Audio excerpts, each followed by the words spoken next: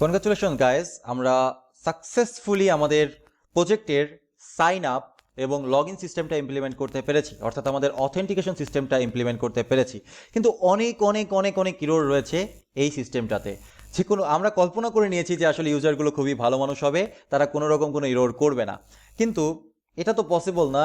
একজন ইউজার আগে থেকে জেনে যাবে যে আমি যে ইউজার নেমটা প্রোভাইড করছি সেই ইউজার নেমটা আগে থেকেই আছে কি নেই, বা আমি যে ইমেলটা প্রোভাইড করছি সেই ইমেলটা অন্য কেউ প্রোভাইড করেনি। তো এটা তো আসলে বোঝা পসিবল না। তো ইন দ্যাট কেস আমাদের অনেক রকম ভ্যালিডেশন দরকার, আমাদের আরও কিছু টুলস ব্যবহার করা দরকার, কিছু সিস্টেম করা দরকার।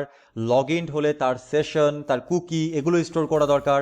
ক্লায়েন্ট সাইড থেকে যেন প্রত্যেকটা রিকোয়েস্টের সাথে লগ ইন ইউজারের ডেটাটা প্রোভাইড হয়, যেন তাকে বারবার প্রতিটা রিকোয়েস্টের সাথে লগ ইন করা না লাগে, এরকম কিছু ফ্যাসিলিটিস দরকার।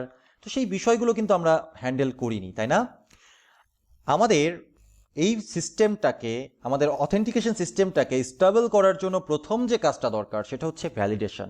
কারণ আমাদের ইউজার যে ডাটাগুলো প্রোভাইড করবে, সব ইউজার যে ভালো মানুষ হবে তার কোনো কথা নেই, তেমন কোনো কথা না।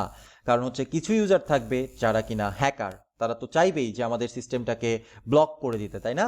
তো তারা যেন আমাদের সিস্টেমটার ভেতরে আনইউজুয়াল ডাটা প্রোভাইড করতে না পারে, এই জন্য আমাদের দরকার ভ্যালিডেশন। এবং এক্স্যাক্ট পরের চ্যাপ্টারটা আমরা ভ্যালিডেশন নিয়েই আলোচনা করব। এক্সপ্রেস অ্যাপ্লিকেশনে কি কি ওয়েতে ভ্যালিডেট করা যায়, ভ্যালিডেশন করা যায়, সেসব কিছু নিয়ে আমরা আলোচনা করার চেষ্টা করব এক্স্যাক্ট পরের চ্যাপ্টারে। তাহলে আমরা এই চ্যাপ্টারটা এখানেই শেষ করছি।